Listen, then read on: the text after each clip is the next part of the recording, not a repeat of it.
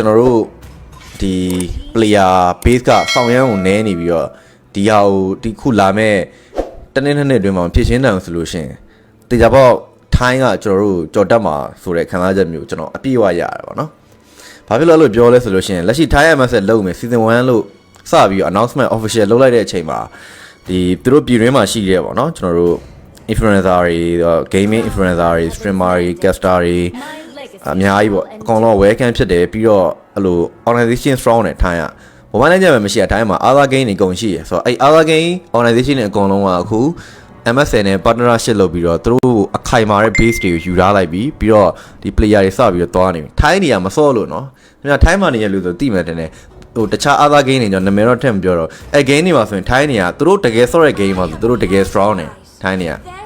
အဲ့ဒါကိုတော့ရှိရဆိုတော့ဟိုသူတို့တကယ်လုံးမဲ့ပုံပဲသူတို့တကယ်လုံးမဲ့ဆိုရင်ကျွန်တော်နှစ်နှစ်တွင်းကျွန်တော်ကြော်ဟိုထိုင်းကကြော်တတ်တော့ကျွန်တော်ခံရလိမ့်မယ်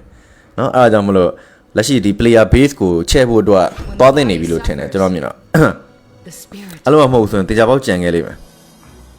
နောက်ပိုင်းဆိုတိုင်ပတ်မယ်လားဟိုမှာအကောင်တွေကဝိုင်းကက်ရမှာထင်တယ်ဝိုင်းကက်ဟုတ်တယ်မလားထိုင်းကဝိုင်းကက်ရမှာဆိုတော့ပြီးတော့နောက်နှစ်ကလည်းဒီလာမနှစ်ဝိုင်းကက်ကထိုင်းမှာလုံးမှာဗျာ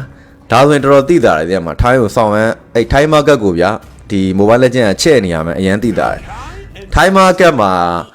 mobile legend ကနေရာတစ်ခုရပြီဆိုလို့ရှိရင်မြန်မာနဲ့ထိုင်းနဲ့မြန်မာဆိုတာဘောလုံးလားဘာလဲညာလဲဟာလားအမြဲတမ်းအစင်ဆက်ကပြိုင်ဘက်တွေဗျာသိလားဆိုတော့ကျွန်တော်တို့ကအခုတည်းကသူများထက်ခြေလန်းလေးကြဲကြဲလှမ်းလှမ်းနိုင်မှာတော့ကကြမဲ့အနေထားဖြစ်လာပဲတစ်နှစ်ပဲတဲ့ကြော်မှာပါနှစ်နှစ်မဟုတ်ဘူးတဲ့ကြောက်ပြီခီးသွားမလို့လားမသွားပါဘူးကျွန်တော်ဗီဒီယိုလေးရိုက်မလို့လေဗီဒီယိုလေးမ streaming ကဖြည့်နေတာပြီးဗီဒီယိုရိုက်တော့အဲ့မဲ့အခုထိုင်းရကောင်တွေကတော့စဆော့တဲ့အချိန်ဆိုတော့လူရောနှုံအောင်ပါဒီကောင်တွေတကယ်လှုပ်တယ်ဆိုရင်တိုးတက်လာမှာပဲတည်မှာခဏလေးနဲ့ကျွန်တော်မြင်ရတော့အေရှာမိုဘိုင်းကတော့နည်းနည်းများသွားကြတာပဲဆိုတော့လေချောင်းမဲဆော့မှာပါစတစ်ထွက်သွားပြီဘောတော့ player လာတာပေးလားမပေးဘူးဗျ MPM မှာပေးတာ player လာတာပေးတာဒါ MS မရသေးဘူး MS ဆိုတော့မရဘူးလာတာ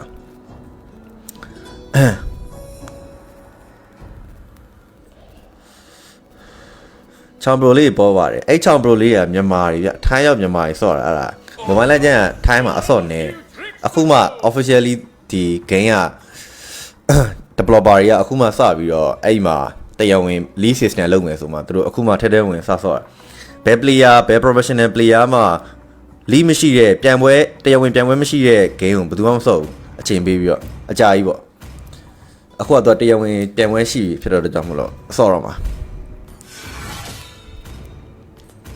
နော်ကျွန်တော်တို့ဒီ player တွေအခုဒီ Skynet ကလုပ်တဲ့ program တွေပါဆိုရင်များကြည့်လိုက်ရင်နည်းနည်းဟိုရိုးသားဆုံးပြောတာဗျာဟိုမြန်မာ star လို့ဗာမြန်မာ idol လို့အထားမျိုးတော့ဖြစ်တယ်ကျွန်တော်တို့အရင်မကြိုက်ဘူးဆိုပေမဲ့အဲ့အစီအစဉ်ကလုတ်တင်တယ်ဘာဖြစ်လို့လုတ်တင်လဲဆိုအဲ့ကနေပြီးတော့ player တွေကိုတကယ်စစ်ထုတ်နေရပါအဲ့ဒါလေးကျွန်တော်နည်းနည်းကြိုက်တယ်ဗျာ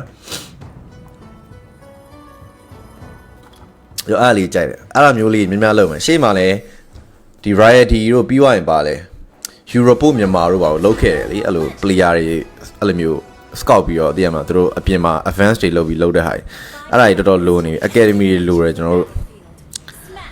အဲ့ဒါမှလက်ရှိရှိတဲ့ player တွေကလည်းပေါ့ပေါ့ရောမနေရတော့ငါ့လိုချင်တဲ့ကောင်တွေငါ့လိုချင်တဲ့အသင်းတွေစောင်းများတယ်ဆိုပြီးတော့ဒီကောင်တွေငါတို့မရရင်ဒီကောင်တွေမှာအသင်းလုံးစရာလူမရှိပါဘူးဆိုတော့ဟာကြီးပျောက်သွားဖို့အတွက်ဆိုရင်လောက်ကစောင်းကောင်းတဲ့ player တွေထွက်လာမှရမယ်လူငယ်